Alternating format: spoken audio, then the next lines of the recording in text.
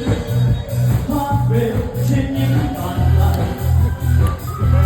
và em vừa đến thấy màu áo mới vì em nguyện cho ngày tháng em đến như những giấc